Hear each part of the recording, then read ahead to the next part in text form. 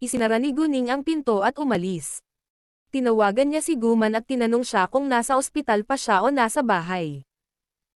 Sinabi ni Guman kay Guning na pauwi na siya, kaya diretsong umuwi si Guning. Noong nasa parking lot na sila, inimbitahan ni Guman si Tang Yunfan na sabay na kumain ng tanghalian sa kanyang tahanan. Nais ni Tang Yunfan na sumali sa kanila, ngunit tinanggihan pa rin, dahil hindi siya handa na ilantad ang kanyang pagkakakilanlan sa ngayon. Sinabi ni Tang Yunfan na abala siya, kaya hindi na iginiit ni Guman. Nang umalis si Tang Yunfan, tinawagan niya si Guning at sinabi sa kanya na ligtas na nakauwi sina Guman at Guqing. Tinanong muli ni Guning si Tang Yunfan, plano mo bang sabihin sa aking ina ang totoo ngayon o maghihintay ka hanggang sa mabawi mo ang iyong memorya? Natahimik sandali si Tang Yunfan. Alam niyang hindi magandang hayaang maghintay si Guman, ngunit nagdadalawang isip pa rin siya kung sasabihin niya ang totoo o hindi sa ngayon. Natatakot ako na baka hindi ako matanggap ng nanay mo sa sobrang dami taon. Sumang-ayon si Guning, at sinabing, maaari ko munang tanungin ang kanyang opinyon, at tulungan siyang maghanda sa pag-iisip. Malaki, sabi ni Tang Yunfan. Nang makauwi si Guning, nagpasya siyang kausapin si Guman pagkatapos ng tanghalian noong si Guqing. Wala na. Nang kakain na sila, natanggap ni Guning ang tawag ni Chu Xuanfeng, at pumunta siya sa kanyang silid upang sagutin ito. Talagang mahusay si Chu Xuanfeng kaya nakuha na niya ang resulta. At kailangan niyang maging mahusay, dahil tungkol ito kay Guning. Mga ad ng Pub Future. Ang grupo ng mga tao ay talagang mula sa Qinggang, ngunit sila ay walang tao sa Qinggang. Nakontrol sila ni Chu Xuanfeng at sinabi nila kay Chu Xuanfeng na ang may-ari ng Meiyan Beauty Salon ang kumuha sa kanila upang sirain ang Kamay Beauty Salon. Maraming VIP ng Meiyan Beauty Salon ang nag-abandona nito para sa Kamay Beauty Salon. Kaya ang may-ari ng Meiyan ay kumuha ng grupo ng mga hoodlum para sirain si Kamay para mailabas ang kanyang galit. Ang dahilan kung bakit nang ahas gawin iyon ng may-ari ng Meiyan Beauty Salon ay dahil ang kuya niya ang direktor ng Tourism Administration. Ang direktor ng Tourism Administration ay tiyak na ama ni Qinzing. Tila hindi makakasundo ang pamilya ni Guning sa pamilya ni Qinzing, dahil sinaktan si Guning ni Qinzing, at sinaktan si Guman ng tiyahin ni Qinzing. Nasa kamay ko sila ngayon, at magagawa mo ang anumang gusto mo sa kanila, sabi ni Chu Xuanfeng. Sa mga gang, walang halaga ang buhay, at maraming paraan para itago ang kamatayan. Ang grupo ng mga hoodlum ay hindi lamang nasira ang tindahan ni Guman, ngunit nasugatan din sina Guman at Guqing. Kaya kailangan nilang bayaran ang kanilang ginawa. Hindi ako mag-abala na patayin sila, ngunit siguradong ma-disable sila. Bagamat galit si Guning, hindi siya nag-abalang patayin sila dahil maayos na si Guman ngayon. Walang problema. Ano man ang gusto mo, sabi ni Chu Xuanfeng. Magkikita tayo pagkatapos ng tanghalian, sabi ni Guning. Oo naman, sagot ni Chu Xuanfeng. Samantala, ang kaso ni Gu Xiaoxiao ay napunta sa korte ngayon. Nagpakita rin sina Gu Qinyang at Wen Yulan kasama ang pamilya ni Gu Qinxiang ngunit hindi ipinaalam ni Gu Qinxiang sina Guqing at Guman. Nagkataon, ang mga hoodlum ay sumugod sa tindahan ni Guman ngayon. Parehong nasugatan sina Guqing at Guman at natakot, kaya nagpahinga sila sa bahay. Gayunpaman, nang tawagan ni Gu Qinyang si Guqing at sinabi sa kanya na sila ay nasa lungsod F, mabait silang inanyayahan ni Guqing na kumain ng magkasama kapag sila ay libre. Binalak ni Guqing na kumain sa labas, ngunit naisip ni Guning na mas mabuting kumain sa bahay, dahil itinuring nila ang pamilya ni Gu Qinyang bilang mga kamag-anak ngayon.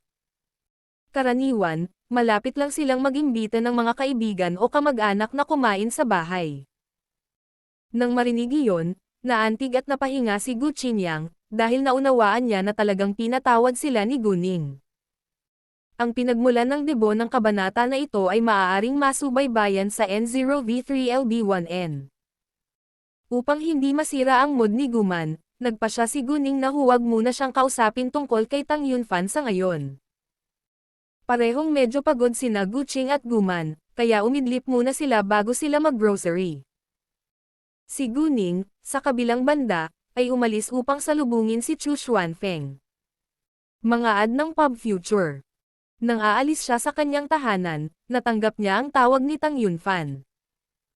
Sinabi sa kanya ni Tang Yunfan na kailangan niyang umalis papuntang CTB, dahil may importante siyang aasikasuhin sa kanyang kumpanya at babalik siya sa lalong madaling panahon. Naunawaan ni Guning at sinabi niya, nananatili ka sa CTF ng maraming araw, kaya dapat, syempre, bumalik ka sa iyong kumpanya para harapin ang iyong negosyo bilang chairman. Iniwan ni Tang Yunfan ang kanyang negosyo at pumunta sa CTF para sa Guman. Hindi pa siya nakabalik para sa Lantern Festival, na sapat na upang ipakita ang kanyang pagmamalasakit kay Guman. Sinabi ni Chu Xuanfeng kay Guning na makipagkita sa kanya sa base ng Qinggang sa CTF. Magagawa niya ang anumang gusto niya doon, at gusto rin ni Chu Xuanfeng na maalala ng ibang miyembro sa Qinggang ang mukha ni Guning para hindi mangyari ang ganoong pag-atake. Muli, sumakay si Guning ng taxi patungo sa Tsinghua Security Company na siyang base ng Qinggang sa CTF. Dito magtatrabaho ang mga miyembro ng Qinggang kung wala silang mga gawaing dapat gampanan, dahil hindi sila susuportahan ng Qinggang ng libre. Nang pumunta si Chu Xuanfeng sa gate at personal na tinanggap si Guning, lahat ng iba sa kumpanya ay nagulat. Lahat sila ay na-curious sa pagkakakilanlan ng dalaga, dahil ang kanilang pinuno ay hindi kailanman tinanggap ng personal ang mga ordinaryong tao. Ginabayan ni Chu Xuanfeng si Guning sa paglalakad patungo sa elevator, at bumaba sa isang basement kung saan nakatago ang grupo ng mga hoodlum. May 6 na lalaki na nakakulong sa isang silid na bakal. Nang makita si Chu Xuanfeng na naglalakad sa loob, nagsimula silang magmakaawa sa kanya, patawarin mo kami sa pagkakataong ito. Hinding-hindi na natin uulitin. Patawarin mo kami. Pakiusap. Hindi umimik si Chu Xuanfeng, kaya halatang si Guning ang tunay na amo. Nang makita ang mga nasugatan sina Guqing at Guman, nagalit si Guning. Malamig niyang sabi, gusto mo bang patawarin ka namin? Walang problema. Kung matatalo mo ako, pwede ka nang umalis. Wala silang ideya kung gaano kahusay si Guning sa pakikipaglaban, ngunit alam ni Chu Xuanfeng. Kahit na parang binigyan sila ni Guning ng pagkakataon, wala talaga silang pag-asa na manalo. Hindi alam ng 6 na lalaki kung sino si Guning, ngunit dahil naglakas loob siyang mag-utos sa harap ni Chu Xuanfeng, kailangan niyang maging isang mahalagang tao.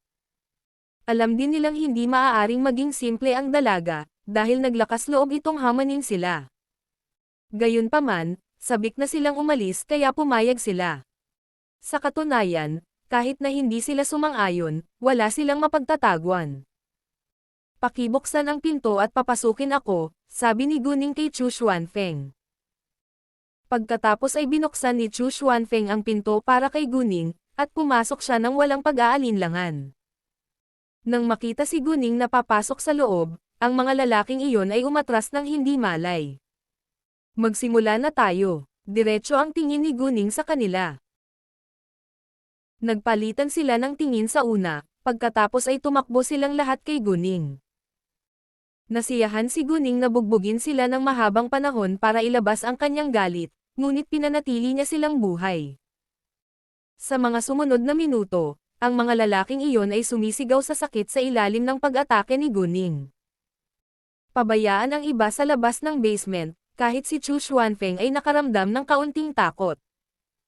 Makalipas ang humigit kumulang 20 minuto, nabusog na si Guning at ang mga lalaki ay puro itim at asol. Tapos na ako. Tara na. Direktang lumabas si Guning nang hindi sila tinitingnan.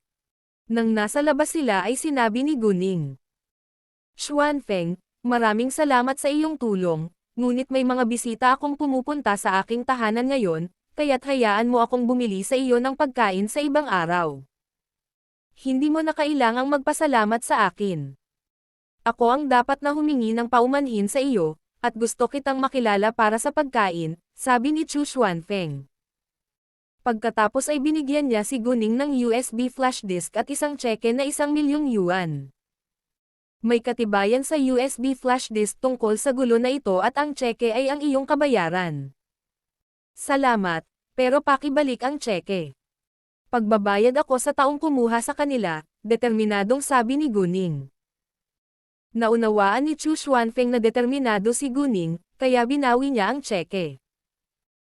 Sasabihin ko rin sa lahat ng miyembro ng Qinggang na huwag na kayong abalahin pa, at ipinapangako kung hindi na ito mauulit, seryosong sabi ni Chu Xuanfeng kay Guning.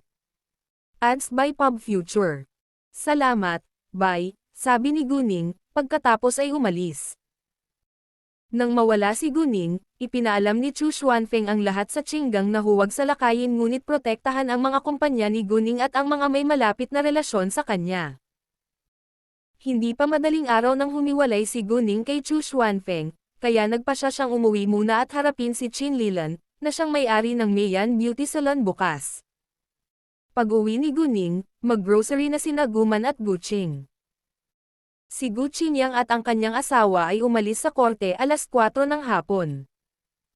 Dahil kay Gu Xiaoxiao, si Gu Qinsiyang at ang kanyang asawa ay walang mood na tretuhin si Gu Qinyang at ang kanyang asawa. Sa makatuwid, sumakay ng taxi si Gu Qinyang at ang kanyang asawa papunta sa tahanan ni Guqing. Alam nilang mayaman si Guning, kaya hindi na sila nagulat nang malaman nilang nakatira sila sa Fenghua Luxury Mansion, pero naiinggit pa rin sila sa kanila, dahil high-end living area ang Fenghua. Gayunpaman, hindi sila nakaramdam ng selos o may galit kay Guning, dahil naiintindihan nila na si Guning ay hindi isang tao na maaari nilang inisin ngayon. Si Gu Qinyang at ang kanyang asawa ay pumunta sa isang supermarket at bumili ng ilang prutas at bulaklak bilang mga regalo. Bagamat hindi mahal ang mga regalo, ayaw nilang bisitahin sina Guqing at Guman nang walang laman ang mga kamay. Pagkatapos noon, pumunta sila sa tahanan ni Guqing. They would have dinner at Guqing's apartment, so Guqing and Guman were busy cooking after grocery shopping. Jiang Shu was also home earlier today because Gu Qinyang and his wife were going to visit them. When Gu Qinyang and Wen Yulan were approaching Gu Qing's home, they felt quite nervous because there was a clear gap between them, Guqing, and Guman now. Therefore, they hesitated for a few minutes outside before they rang the doorbell. Jiang Shu went to open the door, and Gu Qinyang and his wife greeted him at once. "Hi, brother-in-law." Jiang Shu hadn't heard them call him brother-in-law in a long time, because they hadn't shown any respect towards him in the past. Gu Qinyang and his wife also know it, and felt embarrassed now, facing Jiang Shu. Ads by Pub Future. Jiang Shu, on the other hand, warmly welcomed them like nothing unpleasant had happened before. "Hi, come on in." Gu Qinyang and Wen Yulan then walked inside. They took a glance around the apartment and saw that it was much better than their own place. Guqing and Guman walked out of the kitchen when they heard Gu Qinyang and his wife's voices. "Welcome. Please have a seat." "Have a seat please. It will take a while before the dishes are on the table." "Can I help?" Wen Yulan asked and walked to the kitchen. Wen Yulan didn't act arrogant at all but behaved kindly. "That would be great." Although Guqing and Guman didn't actually need help, they didn't reject, because it was a good way for them to be reconciled. Guqing and Guman didn't show any disrespect to Wen Yulan, nor show off in front of her, but kept chatting with her casually. It was the first time that Wen Yulan had felt the warm conversations among relatives, and she felt ashamed for what she had done to Guqing and Guman before. After a long breath, Wen Yulan apologized with sincerity. "Guqing, Guman, I'm so sorry for what I did to you before. It's all gone, and we don't need to talk about it anymore." "Exactly, and we're glad that we have a good relationship now." Guqing and Guman forgave Wen Yulan, and Wen Yulan felt lucky that they were kind enough to forgive her. In the living room, Gu Qinyang was talking with Jiang Shu about what had happened in the court today. Gu Xiaoxiao was sentenced to 3 years in jail and her family had to pay 600,000 yuan to Chen Ziyao as compensation. Jiang Shu sighed after hearing that.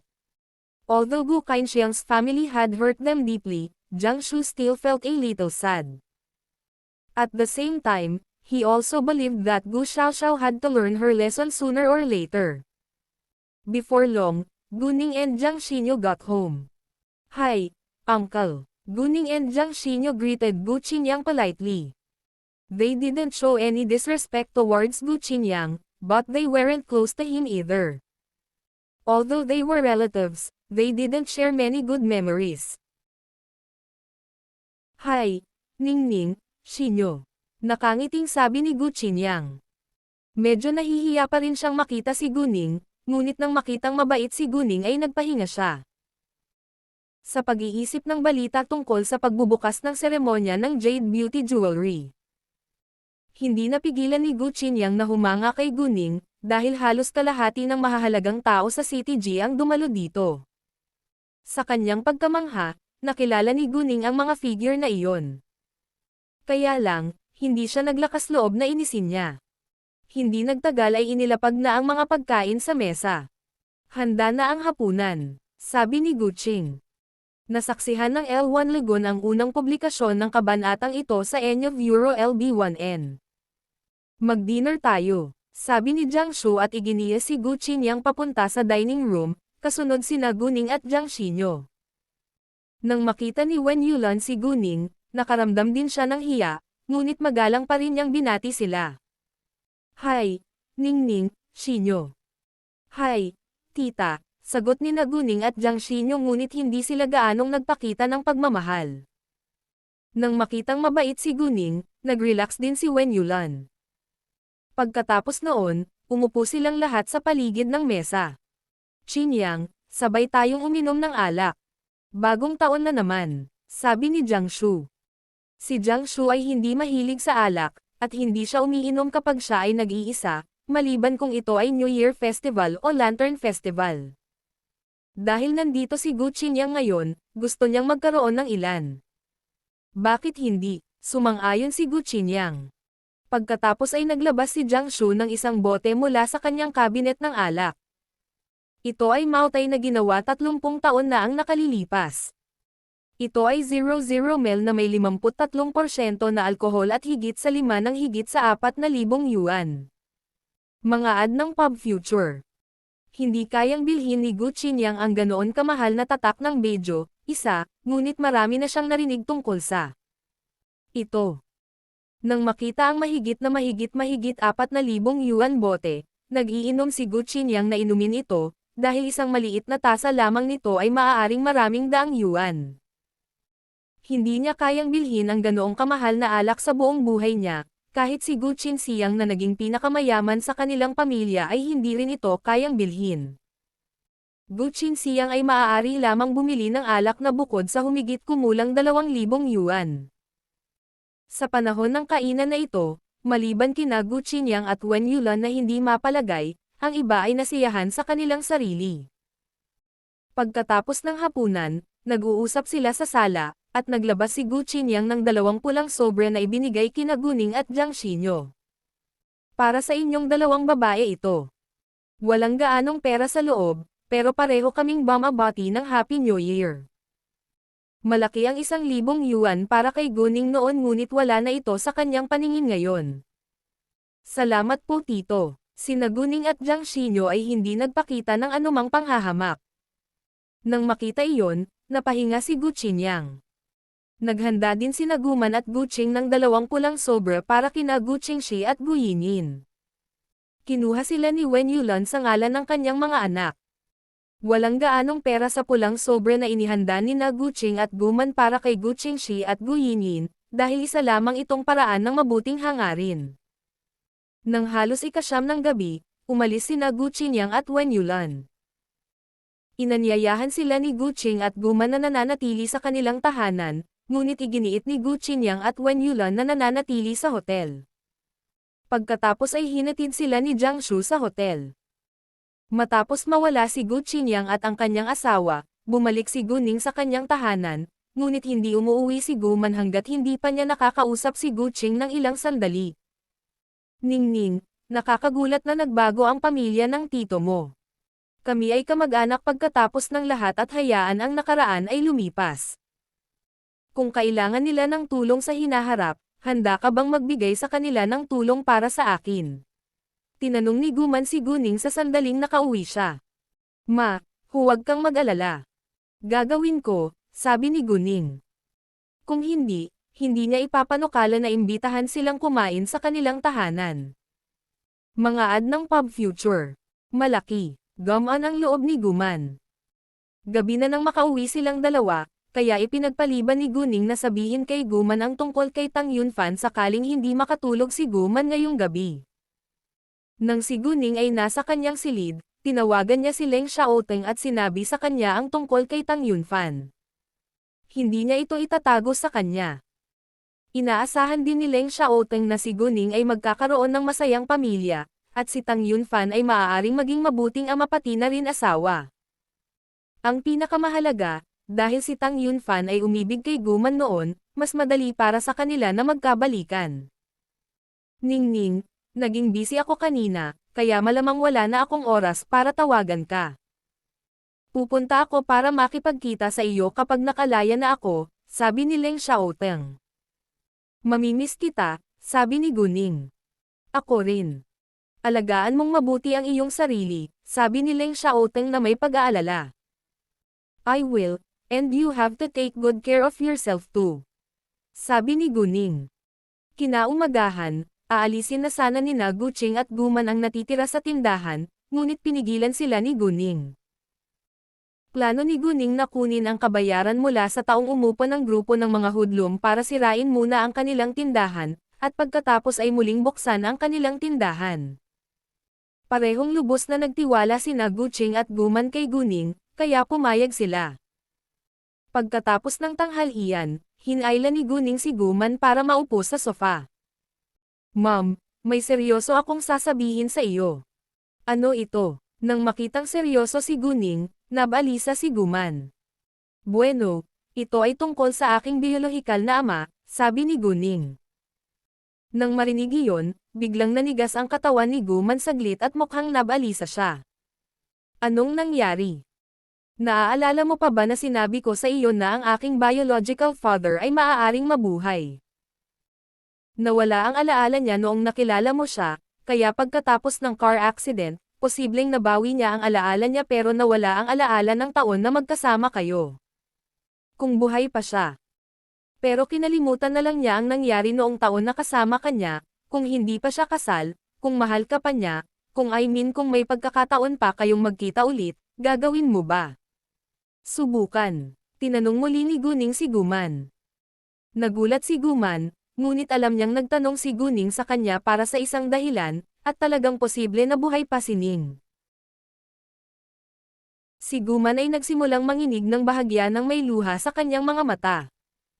Sigurado ka bang buhay pa siya pero nakalimutan mo lang ang taon na tayo? Nakilala ko ang isang matandang lalaki noong isang araw at sinabi niya sa akin na halos kamukha ko ang kanyang anak. Sinabi rin niya sa akin na ang kanyang anak ay nawala sa loob ng 1 taon 18 taon na ang nakalilipas. At bumalik ang kanyang anak ay ganap na nagbago ngunit nawala ang kanyang alaala sa taon na siya ay nawala.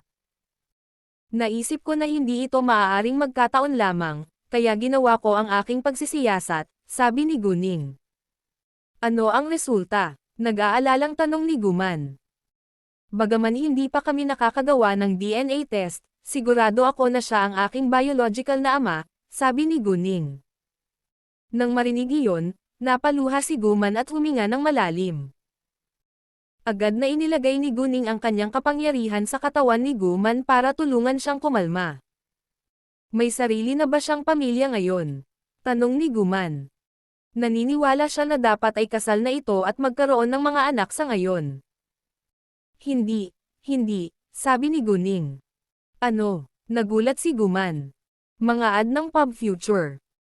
Bagaman nawala ang kanyang memorya, mayroon siyang kakaibang pakiramdam sa kanyang isipan, at tumanggi na magpakasal, sabi ni Guning. Nanatiling tahimik si Guman, nag-iisip pabalik sa nakaraan. Siya ay may malalim at matibay na pag-ibig para kay Ning, na siyang dahilan kung bakit hindi na siya muling nagpakasal. Gayunpaman, hindi sila nagkita sa loob ng 18 taon, kaya sa totoo lang ay wala siyang ideya kung paano siya hahaharap muli. Ano ang iyong opinyon? Tanong ni Guman kay Guning.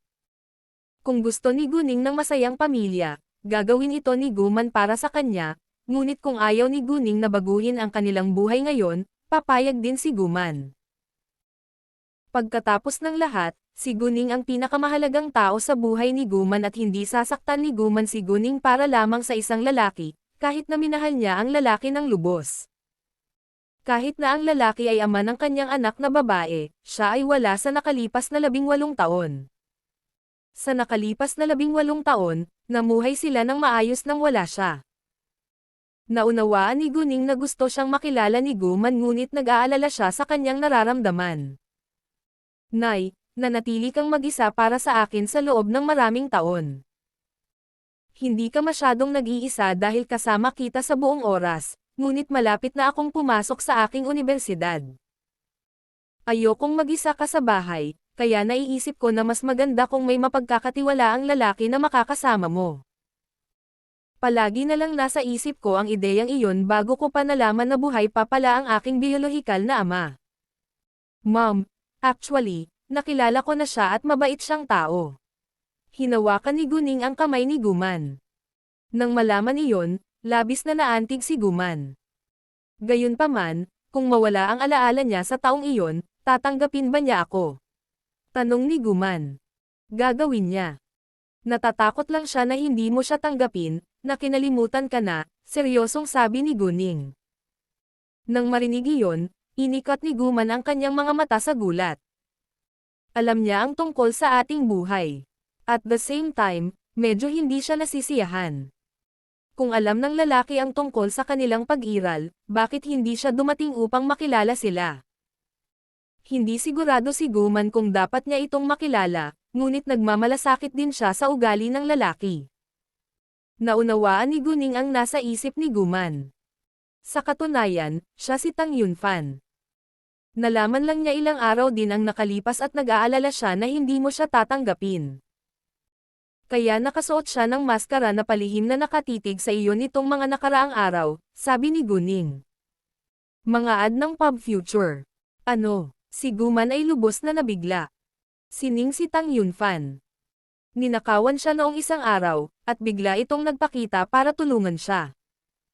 Pakiramdam niya ay nagkita na sila noon, ngunit nagulat siya na siya sining. Si Guman ay labis na namangha na wala siyang ideya kung paano magre-react sa nakakagulat na balita ngayon. Kailangan ko ng oras, sabi ni Guman, habang naglalakad papunta sa kanyang kwarto. Hindi rin siya pinilit ni Guning, at hinayaan siyang magpahinga, habang lumalabas siya para harapin si Chin Lilan.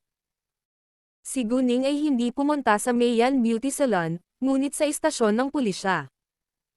Nagkataon, nang dumating si Guning sa istasyon ng pulisya, nakasalubong niya si Yuan Jizong na kalalabas lang dito. Hi, girl go, anong nangyari at pumunta ka dito? Nagulat si Yuan Jizong nang makita si Guning. Nagpunta ang mga tao sa istasyon ng pulisya para sa isang dahilan, kaya nag-aalala si Yuan Jizong sa kanya. Ikinagagalak kong makilala ka, Mr. Yuan. Binati siya ni Guning nang may paggalang. Well, may nag-hire ng grupo ng mga hoodlums para sirain ang beauty salon ng nanay ko kahapon, kaya pumunta ako dito dala ang ebidensya. Ano? Ang lakas ng loob nila. Halika, maaari kitang ihatid upang makilala ang direktor. Sabi ni Yuan Jizong. Maraming salamat, Mr. Yuan. Dahil handang tumulong si Yuan Jizong sa kanya, mas makakabuti ito. Maaari mo akong tawaging Uncle Yuan, sabi ni Yuan Jizong. Iniligtas ni Guning ang kanyang buhay at ang buhay ni Suanya, kaya labis niyang pinahahalagahan si Guning at gustong makipagkaibigan sa kanya. Si Guning ay talagang isang natatanging batang babae. Oo naman, Tio Yuan, sabi ni Guning. Ito ay isang magandang bagay na maaari niyang panatilihin ang isang magandang relasyon kay Yuan Jizong. Oh, hi, may maitutulong ba ako, Mr. Yuan? Si Liang Yubo, na siyang direktor ng Public Security Bureau, ay medyo nataranta nang bumalik si Yuan Jizong. At nang mapansin niya si Guning, na naglalakad sa likuran ni Yuan Jizong, nagulat siya. Miss Gu. Noong huling naaresto si Guning dahil binugbog niya ang ilang babaeng estudyante sa isang paaralan, direktang natanggap ni Liang Yubo ang tawag ng kanyang pinuno at utos na palayain siya. Sa makatuwid, nag-iwan si Guning ng malalim na impresyon sa kanya. Naalala pa nga ni Liang Yubo ang mukha ni Guning sa kanyang isipan, dahil hindi na siya nang ahas na inisin siya muli. Kahit na si Guning ay mula sa isang ordinaryong pamilya, mayroon siyang suporta mula sa mga makapangyarihang tao. Bukod pa rito, mula nang makilala ni Liang Yubo si Guning sa birthday party ni Su Anya, alam niyang hindi siya simple at mayroon itong malakas na network. Sa pagkakataong iyon, iginalang ni Liang Yubo si Guning ng may malaking paggalang. Direktor Liang, ikinagalak kitang makilala. Ang kaso, isang grupo ng mga hoodlum ang nasira ang beauty salon ng nanay ko kahapon at ito ang ebidensya, sabi ni Guning at kinuha ang USB flash disk na iniabot kay Liang Yubo. Nang marinig iyon, kinuha ni Liang Yubo ang USB flash disk at pinanood muna ang ebidensya. May mga surveillance video sa USB flash disk. Pagkatapos panoorin ang mga video, parehong galit sina Liang Yubo at Yuan Jizong, dahil si Qin Lilan ay umupo ng isang grupo ng mga hoodlum para sirain ang tindahan ng ina ni Guning dahil sa kompetisyon sa negosyo. Girl Gu, kumusta na ang nanay mo? Nag-aalalang tanong ni Yuan Jizong. Siya ay malubhang nasugatan, ngunit sa kabutihang palad ako ay nagkaroon ng aking espesyal na gamot, at siya ay mas mabuti pagkatapos uminom ng mga table tas. Kung hindi ko ininom ang gamot, nasa malaking panganib ang nanay ko, seryosong sabi ni Guning. Alam nilang dalawa na may espesyal na gamot si Guning, kaya hindi sila nag-alinlangan sa kanyang mga salita. At napansin din nila na dumudugo ang ulo ni Guman pagkatapos ng matinding tama sa mga video. Ang ulo ay ang pinakamaraming bahagi ng katawan ng tao, at ito ay malamang na magdulot ng kamatayan pagkatapos ng gayong matinding tama. Miss Gu, ipinapangako ko na haharapin ko ng personal ang kasong ito. Sinabi ni Liang Yubo kay Guning, at determinado siyang parusahan ng matindi si Qin Lilan. Maraming salamat, Direktor Liang, magalang na sabi ni Guning. Mga ad ng Pub Future. Ang kasiyahan ko, sagot ni Liang Yubo.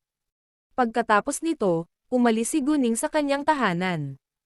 Nang wala na si Guning, nag-utos si Liang Yubo na arestuhin si Qin Lilan.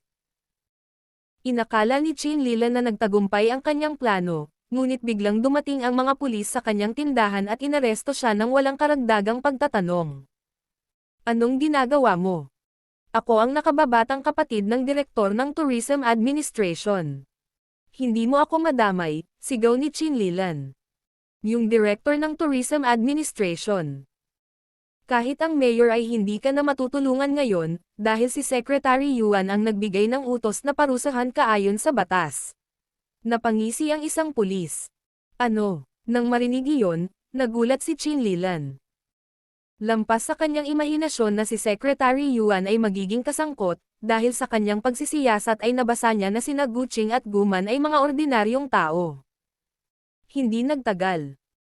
Ang balita na si Qin Lilan ay kumuha ng mga hoodlum para sirain ang Kamay Beauty Salon ay napunta sa ibang bansa, at ang mga may-ari ng iba pang mga tindahan sa shopping mall ay nagulat lahat. Sa simula, lahat sila ay naniniwala na ang Kamay Beauty Salon ay nakakainis sa gang, ngunit sa hindi inaasahan, ito ay simpleng kompetisyon sa negosyo. Sa pagharap sa matibay na patunay, hindi ito nagawang itanggi ni Qin Lilan. Kaya't siya ay dadalhin sa korte bukas. Pag-uwi ni Guning, gising na si Guman, nakaupo sa sofa at iniisip si Tang Yunfan. Naging matyaga si Guning. Hindi niya pipilitin ang kanyang ina na magdesisyon ngayon. Nay, natagpuan ko ang taong umupo ng mga hoodlum na iyon upang sirain ang aming tindahan, sabi ni Guning kay Guman. WHO. Lumingon si Guman kay Guning. Siya ang may-ari ng Mayan Beauty Salon. Naiinggit siya sa amin, kaya kumuha siya ng mga hoodlums para sirain ang aming tindahan. Sa kabutihang palad, Naaresto siya ngayon at masentensyahan siya bukas, sabi ni Guning. Mga ad ng Pub Future. Nang marinig ang dahilan, bumantong hininga si Guman. Mukhang hindi magandang bagay ang pagpapatakbo ng isang sikat na tindahan. Pagkaraan ng ilang sandali ng katahimikan, ibinuka ni Guman ang kanyang bibig na may gustong sabihin, ngunit hindi ito sinabi ng malakas. Nang makita iyon, direktang tinanong siya ni Guning, "Nay, ano ang gusto mong sabihin? Basta sabihin mo sa akin." "Kalimutan mo na," sumuko si Guman. Dahil ayaw sabihin ni Guman, hindi na iginiit ni Guning. Nang bisitahin sila ni Guqing noong hapong iyon, sinabi ni Guman kay Guqing ang ginawa ni Qin Lilan. Nang marinig na si Qin Lilan ay naaresto na ng pulisya, nabuhayan ng loob si Guqing. Sa hapunan, si Guman ay kumain ng mas kaunti kaysa sa karaniwan dahil siya ay walang gaanong gana. Sa gabi, sa wakas ay tinanong ni Guman si Guning, "Ningning, saan siya nakatira?" Siya ay, syempre, si Tang Yunfan. "Nakatira siya sa City B," sabi ni Guning. "Sa totoo lang, kinuha na ako ni Master Tang bilang sarili niyang apo, ngunit hindi pa niya alam na si Tang Yunfan ang aking biological na ama. Iniisip ko na baka tadhana na ang nagtagpo sa atin.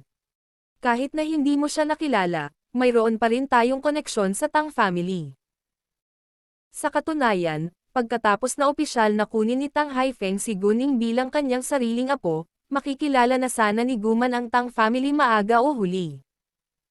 Bagamat iginagalang ni Guning ang opinyon at desisyon ni Guman, tutulungan din niya ang kanyang ina na harapin ito. "Ano? Kinuha ka na ni Master Tang bilang sarili niyang apo?" Nagulat si Guman. "Oo.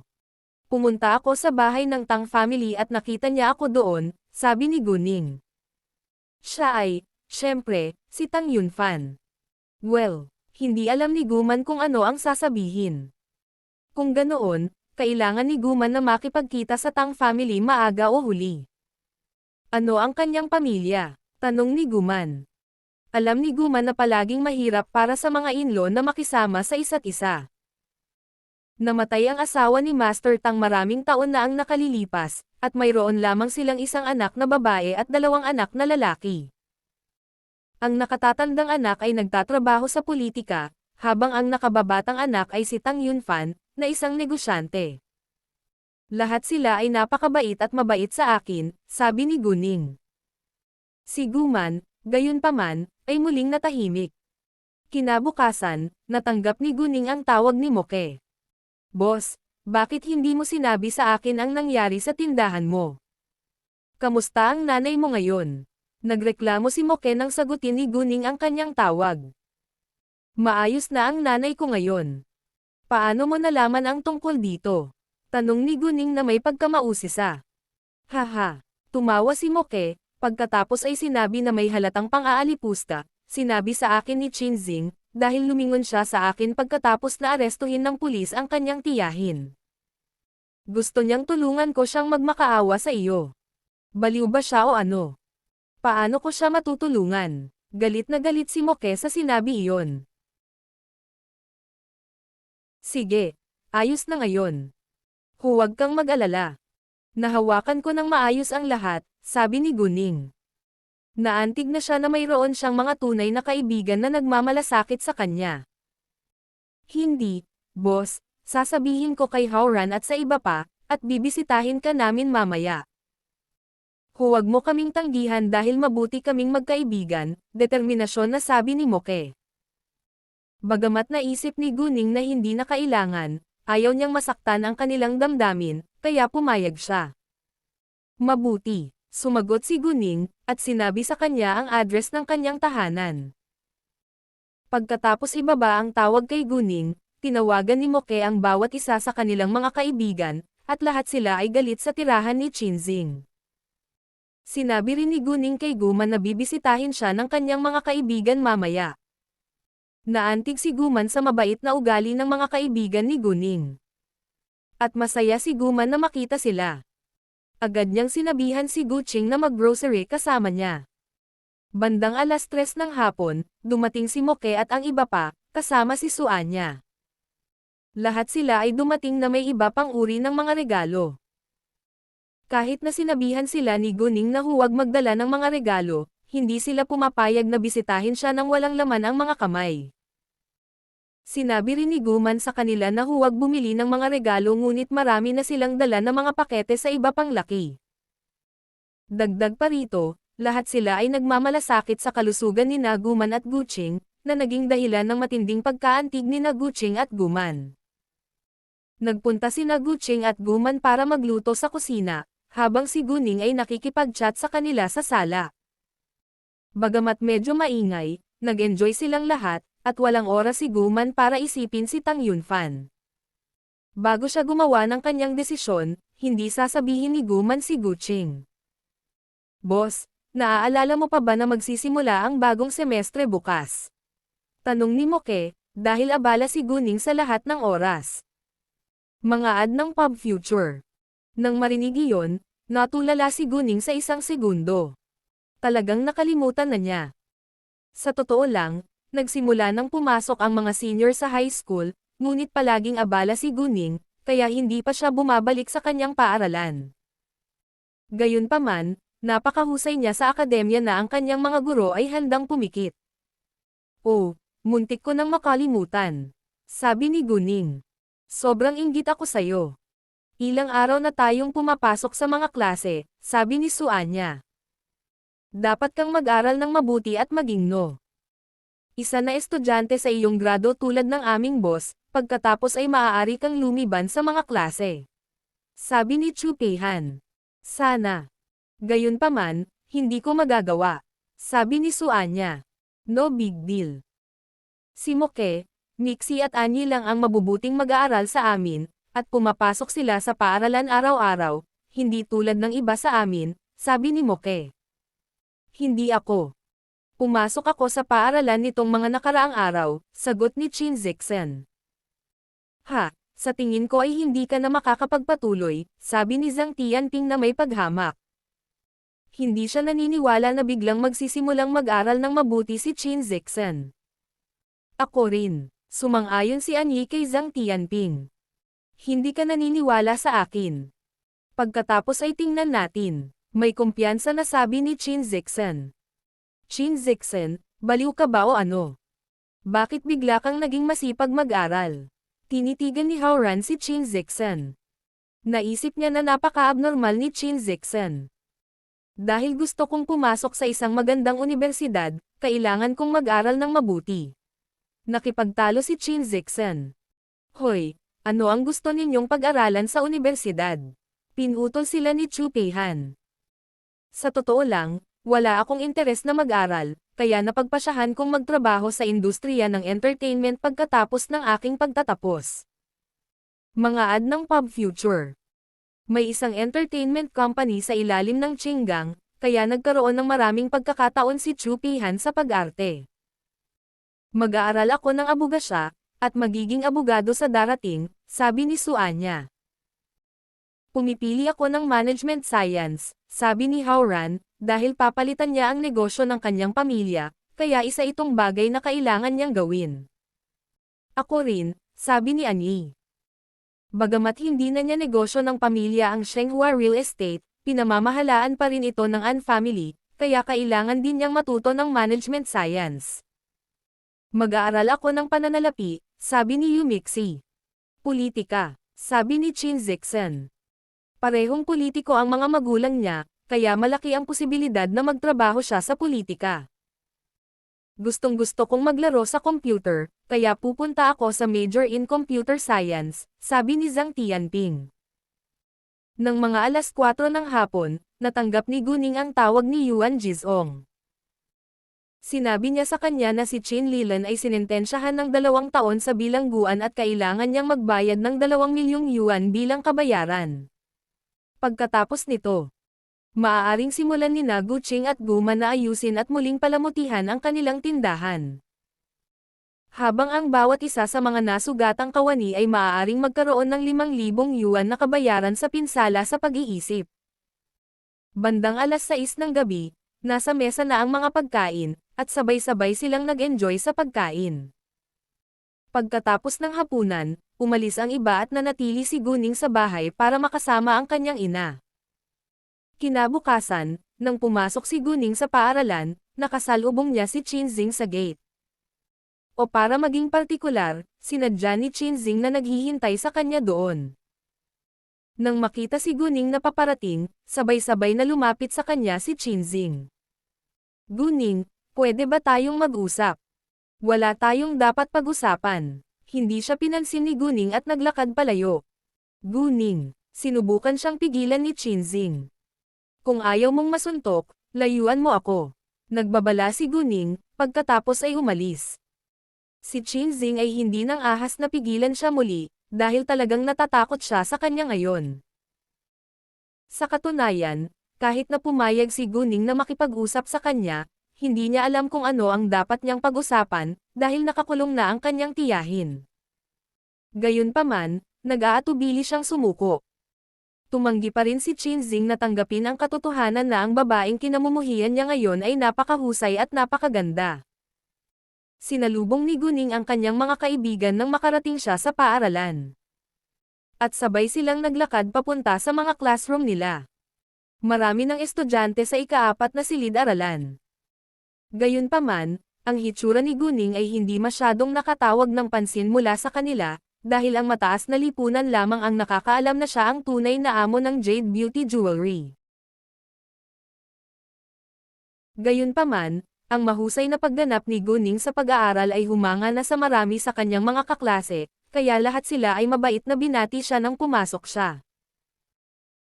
Gayunpaman, kinasusuklaman ni na Xiao Feifei, Yang Yulo at Wu Qingya si Guning gaya ng dati. Hindi siya pumapasok sa mga klase dahil naging 0.1 lang siya sa grade namin. Pagsisisihan yata niya pagdating ng entrance exam sa kolehiyo. Sabi ni Xiao Feifei na may paghamak. Pagkatapos ng huling pagsusulit. Ang lahat ng iba pang mga mag-aaral ay kailangang dumalo sa mga klase para sa 1 linggo. At pagkatapos ng pista ng bagong taon, kailangan din nilang bumalik sa paaralan ng 1 linggo ng mas maaga, habang si Guning ay nasiyahan sa kanyang bakasyon. Eksakto. Sa tingin ko hindi ko siya papasa sa pagsusulit, sabi ni Yang Yulo.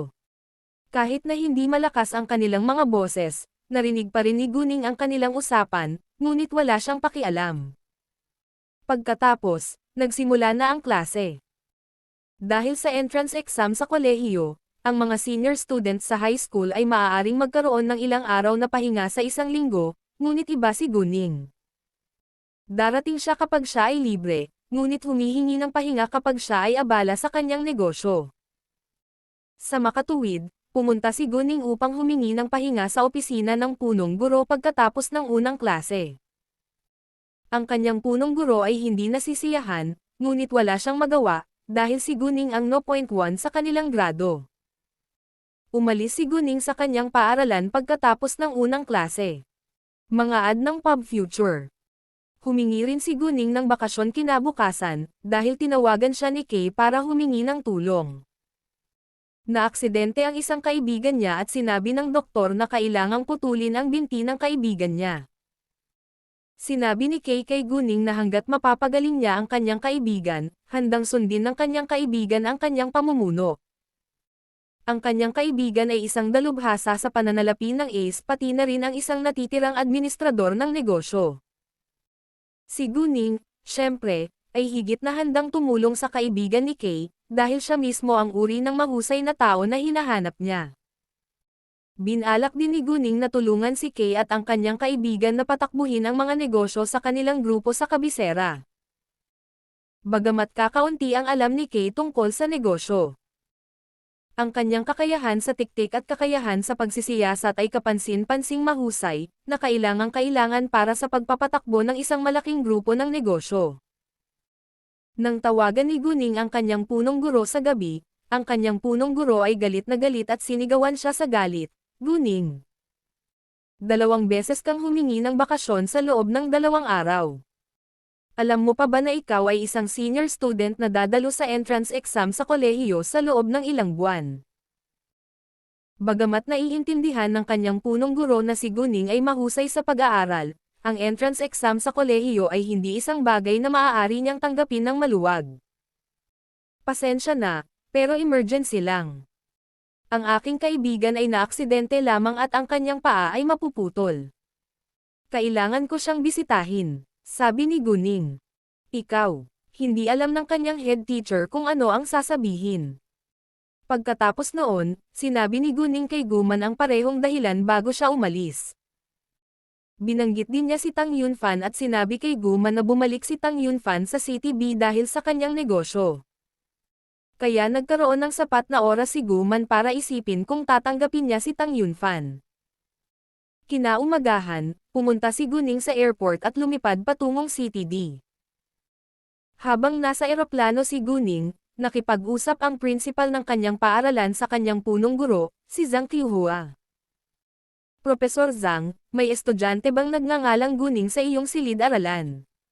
Tanong ng principal. Oo, may mali ba?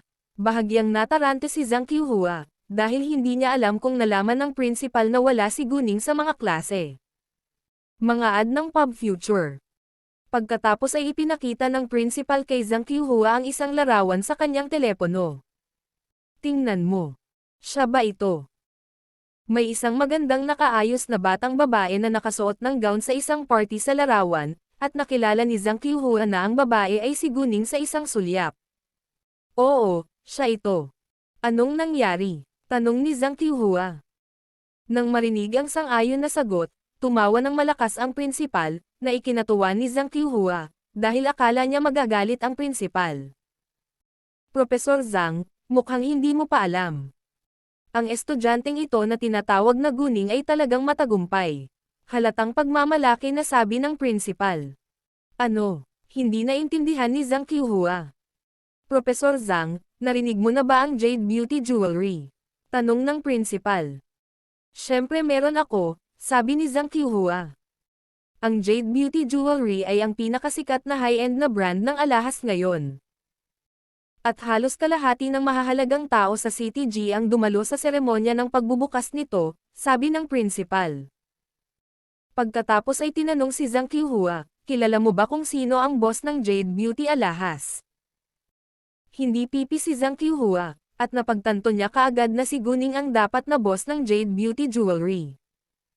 Si Guning ang boss ng Jade Beauty Jewelry. Hindi makapaniwala si Zhang Qiuhua. Guning. Eksakto, sabi ng principal.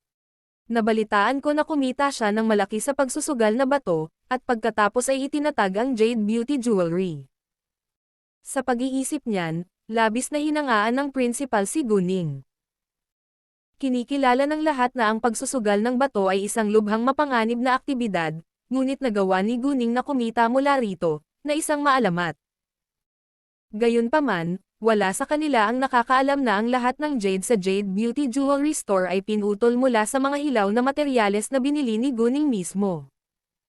Wala silang masyadong alam tungkol kay Jade, pero alam lang nila na malaki ang halaga nito. Jesus, napaupo si Zhang Qiuhua sa upuan sa gulat, at hindi makapaniwala sa kanyang narinig. Profesor Zhang, si Guning ang ipinagmamalaki ng ating paaralan. Hindi lang siya naging isa sa grade, naging successful businesswoman pa siya sa murang edad. Excited ang principal.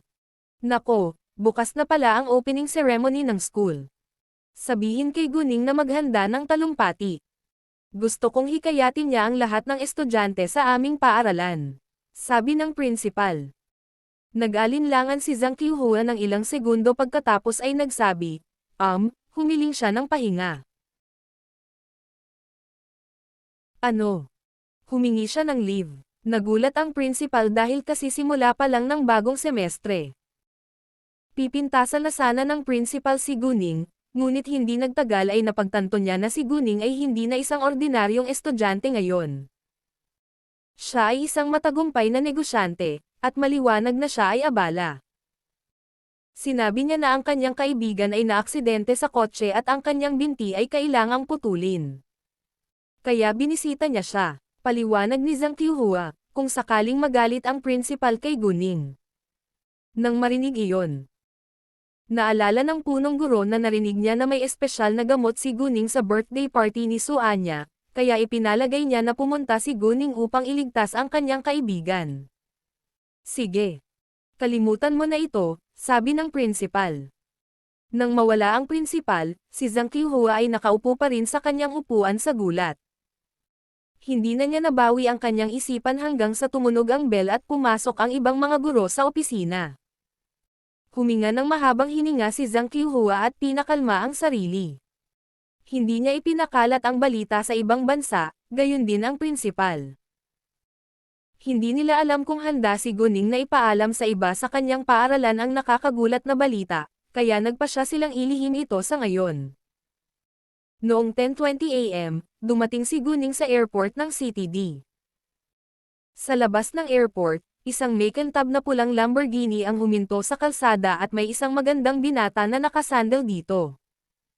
Marami siyang naaakit na atensyon mula sa mga tao sa paligid niya, lalo na sa mga babae. Marami rin ang nakipag-usap sa kanya. Hindi siya kasing lamig ni Leng Xiaoteng, at malumanay siyang tumugon sa lahat ng babaeng kumausap sa kanya. Nang lumabas si Guning at napansin ang eksena, hindi siya nasisiyahan. Hindi niya akalain na nararapat pala na sunduin siya nito sa ganoong kapansin-pansing paraan. Ang magandang binata na nagmaneho ng makintab na pulang Lamborghini para kunin si Guning ay si Kay. Nang makitang kinukunan ng mga tao ang mga larawan ni Kay at ng makintab na pulang Lamborghini, agad na nagsuot ng maskara si Guning, sakaling mag-post sila ng mga larawan na may mukha nito sa internet. Pagkatapos magsuot ng maskara, pumunta si Guning. Mga ad ng Pub Future. Kay. Hindi nakilala ni Kay ang kanyang mukha dahil nakasuot ito ng maskara, ngunit nakilala niya ang kanyang boses. Pinandilatan ni Guning si Kay at inis na sinabi, "Tara na. Ikaw ba ay isang unggoy sa zoo?" Nang marinig iyon, nagalit si Kay dahil parang nakakahiya ang metapora. Naisip niya na dapat purihin ni Guning ang kanyang kaakit-akit na anyo sa halip na pagtawanan siya. Anyway, sinundo na ni Kay si Guning, kaya gusto na rin niyang umalis ngayon din. Nang makitang nagmaneho ang magandang lalaki dito para sunduin ang isang babae, naiinggit ang iba. Maraming mga batang babae ang nagnanais na sila ay maging Guning. Pagsakay ni Guning sa kotse, nauna si Kay. Minsan, "Ano ang karaniwan mong ginagawa?" tanong ni Guning kay Kay at tinanggal ang kanyang maskara. "Magsaya ka," sabi ni Kay. "Handa akong iligtas ang iyong kaibigan, ngunit pareho kayong kailangang gumawa ng isang bagay para sa akin," sabi ni Guning. "Ano ito?" tanong ni Kay. Parang hindi naman siya nadismaya. "Alam mo na ako ay isang mag-aaral pa, at wala akong maraming oras upang patakbuhin ang aking mga kumpanya, kaya't matulungan ninyo akong dalawa dito," sabi ni Guning. Bagamat hindi pa niya nakikilala ang kaibigan ni Kay, nagtiwala siya kay Kay. "Ano ang tungkol sa taunang pakete?" Diretsyong nagtanong si Kay tungkol sa sweldo. "Ang bawat isa sa inyo ay maaaring magkaroon ng 5% na bahagi, hindi bababa sa hindi sa 12 ng milyong yuan," sabi ni Guning. "Malaki. Deal," sagot ni Kay na may kasiglahan. Hindi nagtagal, nakarating na sila sa ospital at pumunta sa isang VIP patient room. Nakatayo sa labas ng silid ng pasyente ang dalawang lalaki. Ang isa ay si Go Hao na nakilala ni Guning noon, habang ang isa ay estranghero. Mga ad ng Pub Future. "Hi, boss, Miss Go," sabi ni Go Hao nang may paggalang. "Boss, Miss Go," bati din nila ng isa pang lalaki na may malaking paggalang. Ang pangalan niya ay Jo Kyun at bodyguard din siya ni Kay. Minsang binuksan ni Go Hao ang pinto para kina Guning at Kat. Nakahiga sa hospital bed ang isang lalaki na nasa 30 anyos. Siya ay may mahusay na mga tampok, ngunit mukhang medyo mapatla. "Hi," sabi ng lalaki sa mahinang boses nang lumapit sa kanya sina Guning at Kay. Sinabi na sa kanya ni Kay ang tungkol kay Guning, kaya hindi nagulat ang lalaki nang magpakita kay Guning. Hindi rin niya pinagdudahan ang kakayahan ni Guning dahil alam niyang napagaling niya ang mga binti ni Kay. Bagamat nabigla pa rin siya sa katotohanang nakalakad na muli si Kay, pinili niyang maniwala kay Guning.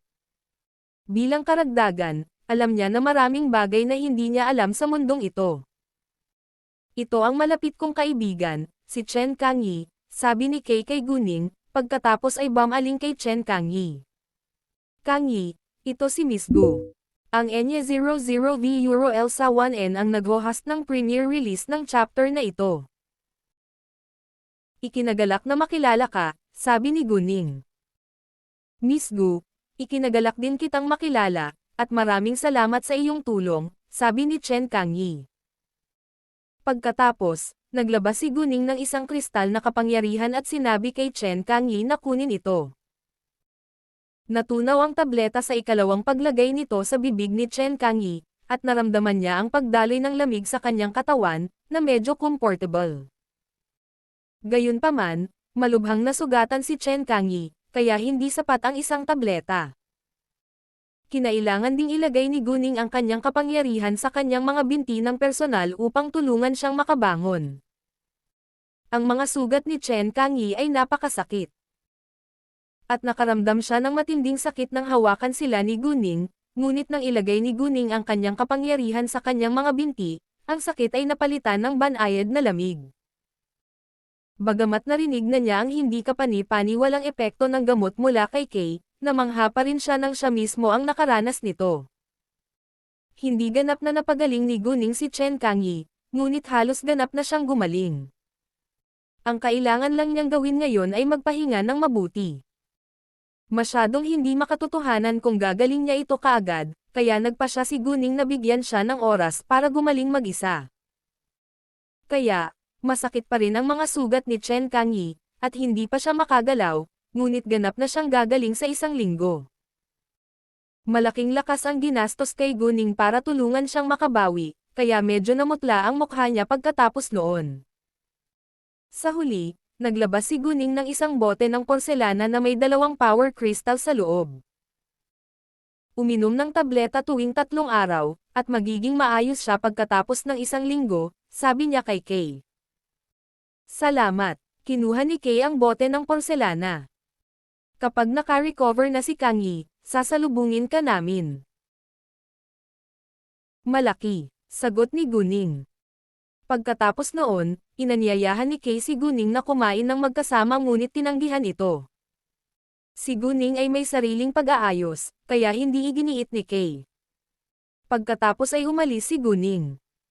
Pumunta siya sa isang restaurant para sa tanghalian at tiningnan ang pinakabagong flight papuntang CTF sa kanyang telepono. Maaga pa lang, kung makakauwi siya ngayon, lilipad na siya pabalik. Maya-maya, nag-book na siya ng tiket. Ang eroplano ay aalis ng alas 4:20 ng hapon. Alas 1 na ng hapon, kaya may 3 oras siyang mag-relax dito bago siya pumunta sa airport. Nang naiinip si Guning, nag-surf siya sa internet at nagbabasa ng balita para mawala ang oras.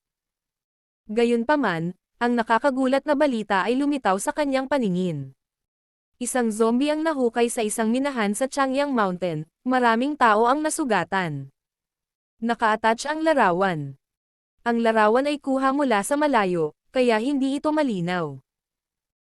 Nakikita lamang ng mga tao na humigit kumulang 10 sundalo ang nakikipaglaban sa isang itim na bagay, ngunit walang nakakaalam kung zombie ito o hindi, maliban kay Guning. Nakilala niya na ang itim na bagay ay isang zombie sa isang sulyap. Bagamat walang naniniwala na isa itong zombie, nagdulot ng sensasyon ang balita. Jesus! Zombie ba talaga yan? Darating na ba ang katapusan ng mundo? Mga ad ng Pop Future. Hindi ako naniniwala sa mga zombie. Kung hindi ito zombie, ano ang ginagawa ng mga sundalo doon? Sino ang nakakaalam? Ang larawan ay kinuha mula sa napakalayo. Hindi talaga malinaw. Anyway, karamihan ay hindi naniniwala sa zombies. Hindi interesado si Guning sa mga komento ng mga gumagamit ng internet. Dahil may lumitaw na zombie, kailangan niyang gawin ang isang bagay. Hanggat may lumitaw na zombie, dapat mayroong isang sinaunang libingan. Kung may sinaunang libingan, may mga antik. Alinmang paraan, nagpa siya si Guning na pumunta doon.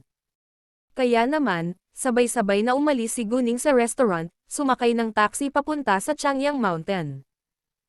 Saksihan ang painaya ng kabanatang ito, na inihayag sa pamamagitan ng NF Euro LB1N. Ang Changyang Mountain ay 23 kilometro ang layo mula sa CTD, at dumating si Guning makalipas ang 20 minuto. Mula sa malayo, nakita ni Guning ang malakas na yin sa bundok, at agad siyang tumakbo papunta dito. Pagdating niya sa paanan ng bundok, may mga gwardya na pumipigil sa mga tao sa paglalakad sa loob. Dalawang grupo ng mga reporter ang hinarang din. Dahil hindi makapasok si Guning mula sa harapan, nagpasya siyang pumasok mula sa likod ng bundok. Imposibleng gawin ito ng mga ordinaryong tao ngunit napakadali para kay Guning. Hindi nagtagal, dumating siya kung saan naroon ang malakas na siyin. At nakitang mahigit 10 sundalo ang nakaharap ng isang zombie. Ang zombie ay medyo agresibo at mahirap sirain, ngunit ito ay nasa ilalim ng kontrol ng sundalo. Tinalian na nila ito ng mga lubad. Gayunpaman, hindi ito magtatagal. Bagamat hindi nila ito kayang sirain, ito ay lubhang mapanganib, at ang mga lubad ay hindi kayang limitahan ang mga paggalaw nito. Nakasuot ng uniforme ng sinaunang sundalo ang zombie ngunit hindi alam ni Guning kung saang dinastiya ito nanggaling. Mga ad ng Pub Future. Ang mga Manero ay nanatili sa malayo sa lugar na ito ng minahan, ngunit hindi umalis sa bundok dahil ito ay magdudulot ng malawakang takot kung ipopost nila sa internet ang nangyari sa minahan. Tungkol naman sa balita sa internet, nabura na ito ilang minuto matapos itong mailabas. At ang Manero na nagpost ng balita ay binigyan ng babala na huwag na itong uulitin. Bilang karagdagan, ang lahat ng mga tao sa bundok ay binalaan na huwag ipakalat ang balita. Gayunpaman, marami pa ring reporter ang pumunta rito para sa nakakagimbal na balita, ngunit lahat sila ay napahinto sa paanan ng bundok. Nakamo sila ng zombie at naging itim ang mga sugat. Hindi kayang pagalingin ng ating mga gamot, sabi ng isang medyo may edad na doktor. Ano? Ano ang dapat nating gawin ngayon? Nag-alala ang mga tao sa paligid. Kaya ko silang pagalingin, dahil nandito na si Guning kailangan niyang gawin ang isang bagay. Kaya mo ba silang pagalingin? Walang naniniwala na ang batang babae na biglang lumitaw ay makakapagpagaling sa mga nasugatan na mga tao. Sino ka? Anong ginagawa mo dito? Bakit ka pinapasok ng pulis? Inis na tanong ng doktor kay Guning. Dalubhasa siya mula sa Central Hospital ng CTD. Kung hindi niya mapagaling ang mga nasugatan na mga tao, paano ito magagawa ni Guning? Hinahamon niya ang kanyang hawak. Sinabi ko na kaya ko silang gamutin.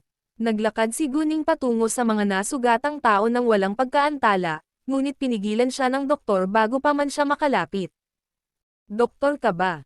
Bakit ka namin maniniwala? Hindi akalain ng doktor na kayang gawin ng isang batang babae ang hindi niya kaya. Dahil hindi mo sila pagalingin, bakit hindi mo ako hayaang subukan? Panoorin mo ba silang mamatay? Tanong ni Guning, diretsyong nakatingin sa doktor.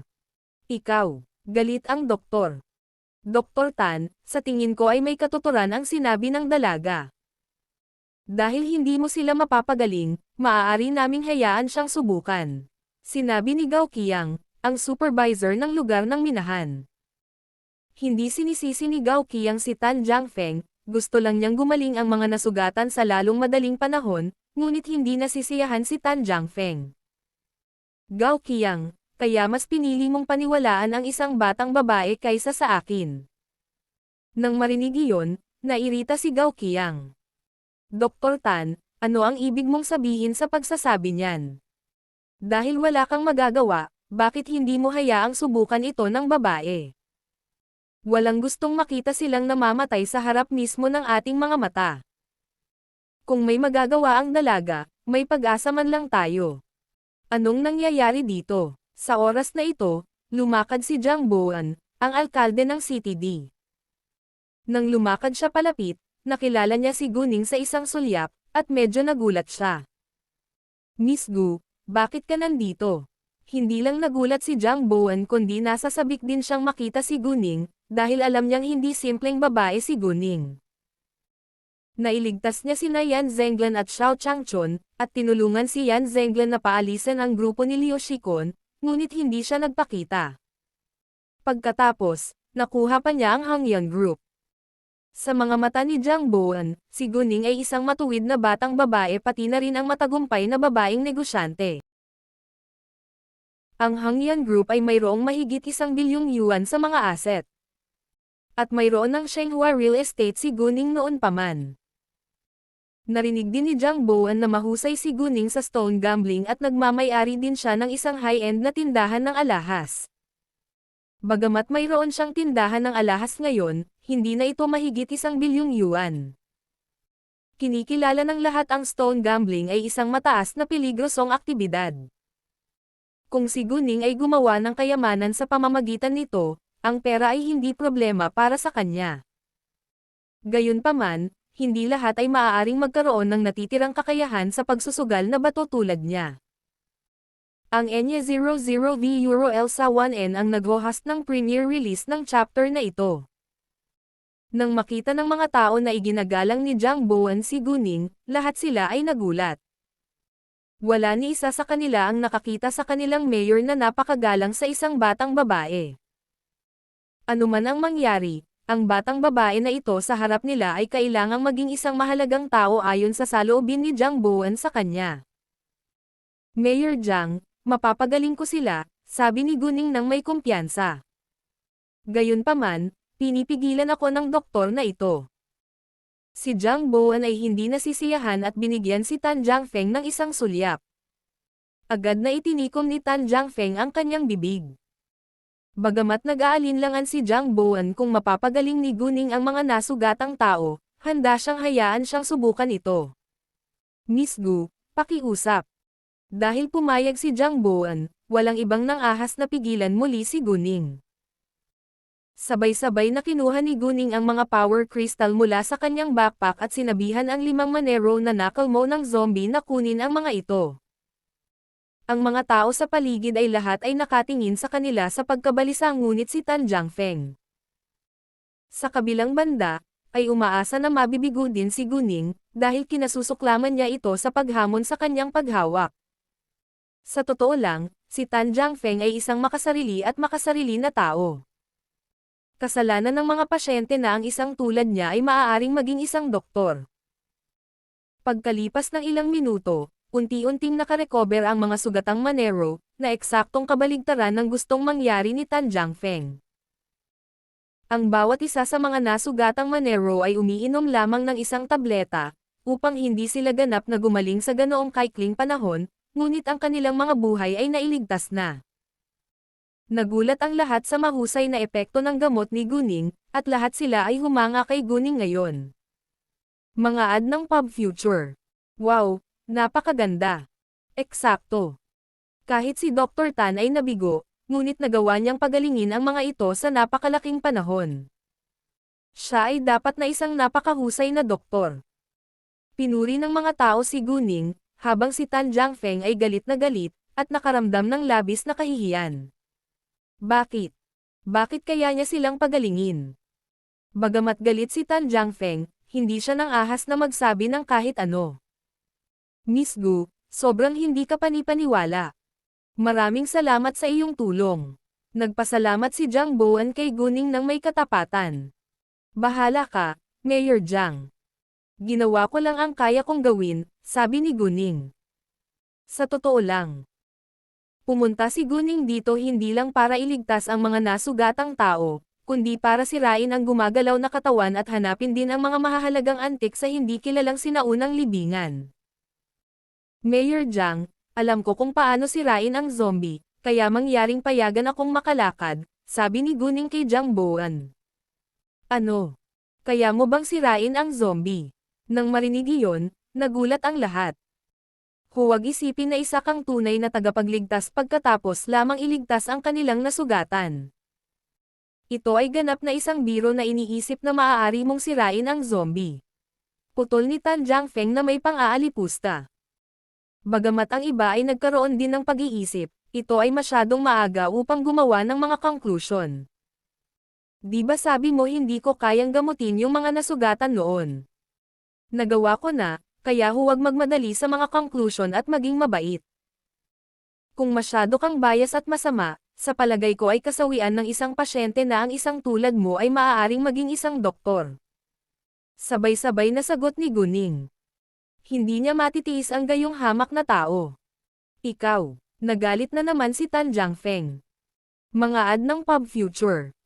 Sige, Miss Gu, mangyaring gawin ang lahat ng iyong makakaya at mag-ingat. Pinutol sila ni Jiang Boan. Hanggat handang tumulong si Guning, gusto niyang bigyan siya ng pagkakataon. Kung talagang kaya niyang sirain ang gumagalaw na katawan, ito ang pinakamagandang resulta. Samantala, dinala din ni Jiang Boan sa kanyang isipan ang komento ni Guning kay Tan Jiangfeng. Kung talagang masama at makasarili si Tan Jiangfeng, hindi siya magiging isang hitsura at iginagalang na doktor. Sa suporta ni Jiang Boan, naglakad si Guning papunta sa zombie. Walang sino man sa mga sundalo ang nakakaalam kung paano ito haharapin. Leader, ano ang dapat nating gawin ngayon? First time kong makakita ng ganito.